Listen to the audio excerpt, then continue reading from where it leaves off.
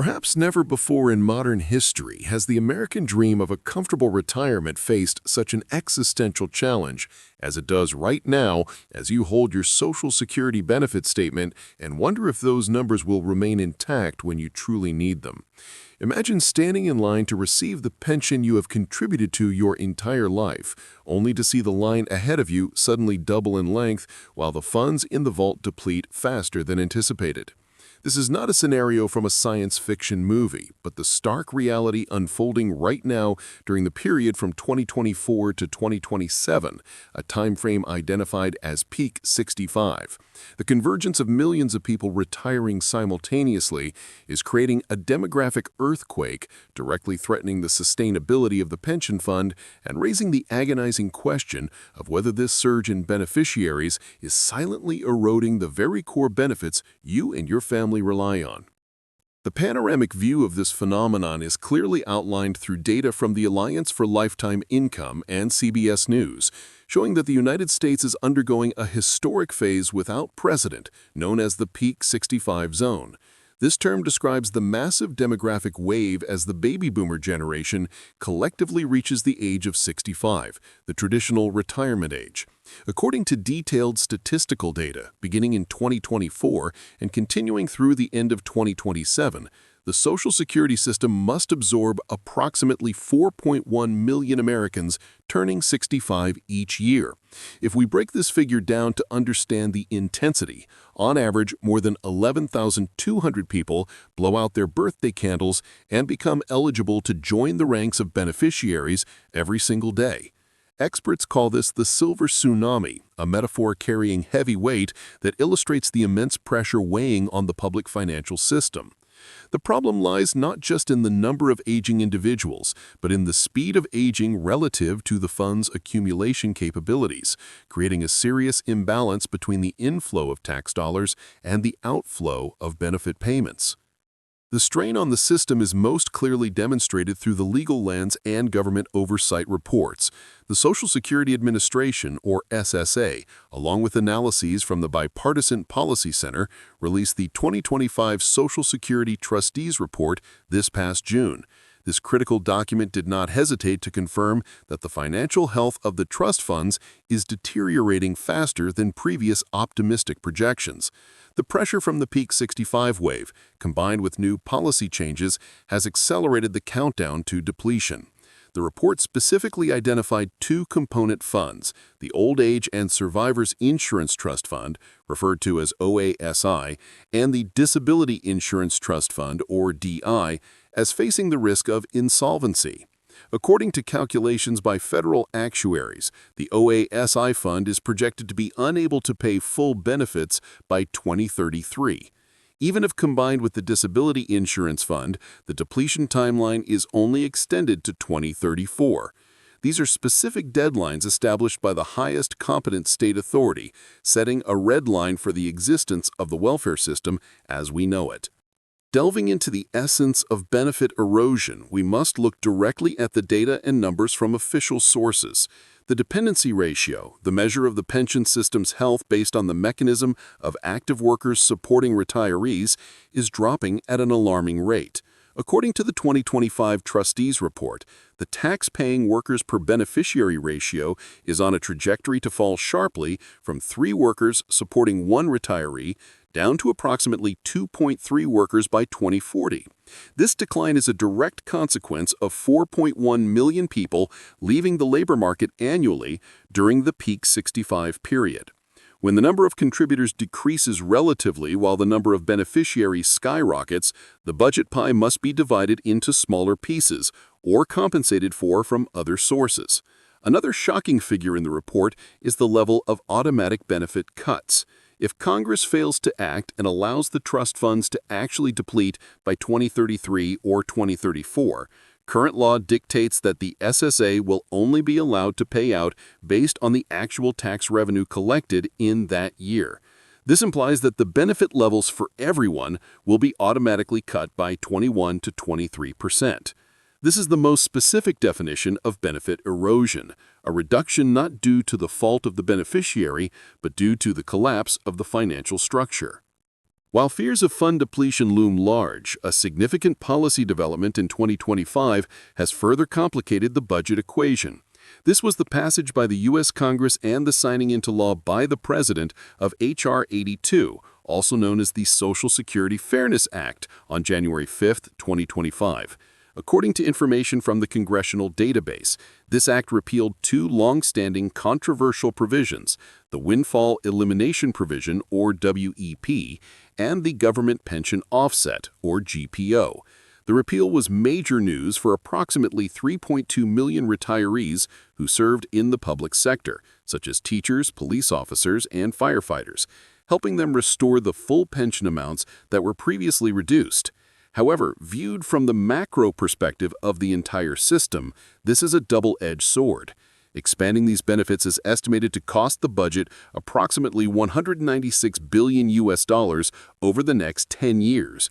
The direct consequence is an increased spending burden that causes the Social Security trust funds to deplete approximately 6 months faster than previous forecasts.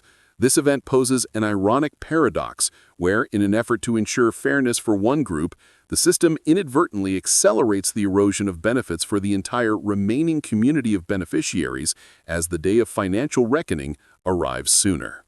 In the face of growing financial pressure, revenue-raising measures have also been activated, directly impacting the wallets of workers and employers. According to information from Kiplinger and NASDAQ published on October 30, 2025, the Social Security Administration announced the new taxable maximum for 2026.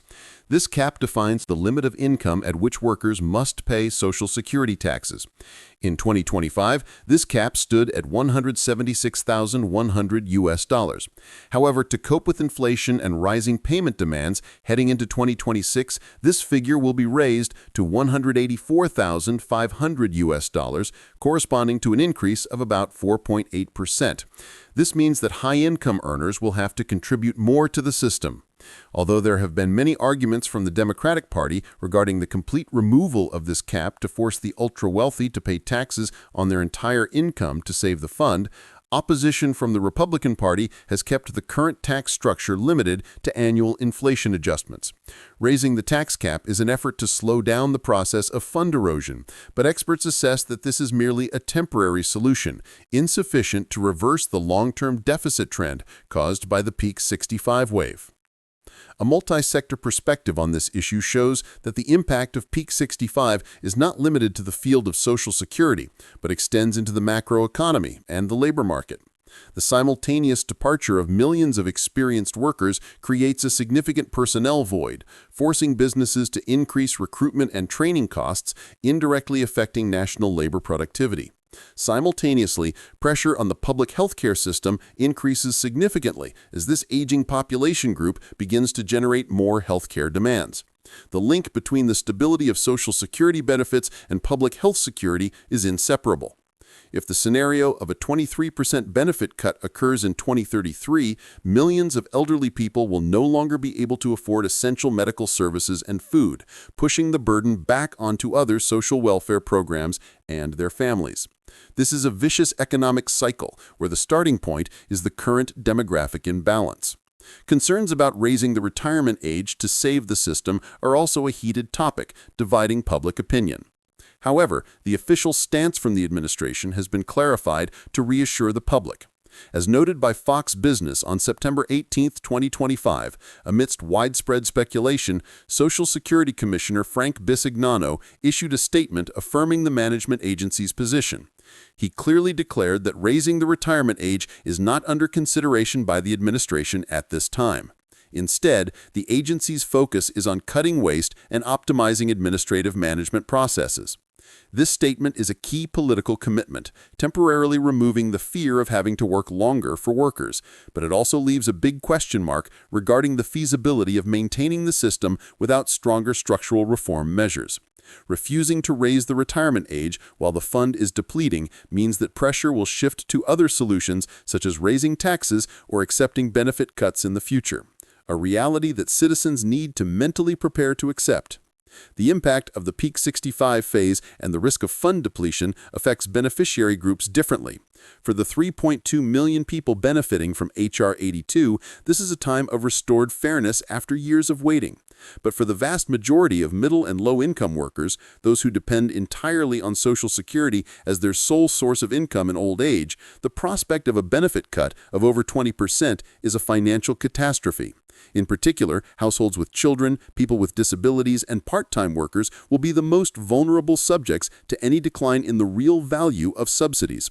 Benefit erosion is not just a number on paper. It can mean having to cut food rations, delaying medical treatment, or losing one's home for millions of American families in the coming decade. Looking at the upcoming schedule, citizens need to pay special attention to key timelines that will shape their finances.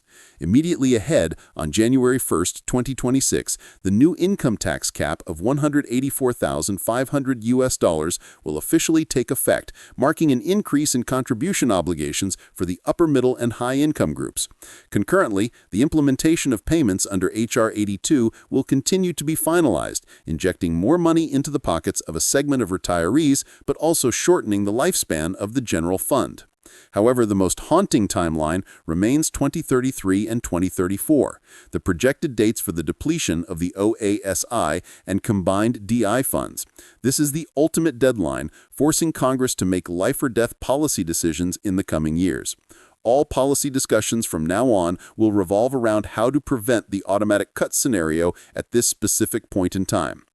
In conclusion, the peak 65 period from 2024 to 2027 is not merely a demographic phenomenon, but a severe test of America's Social Security commitment. Millions of people retiring at once are inadvertently creating pressure that erodes the sustainability of the system they have diligently contributed to.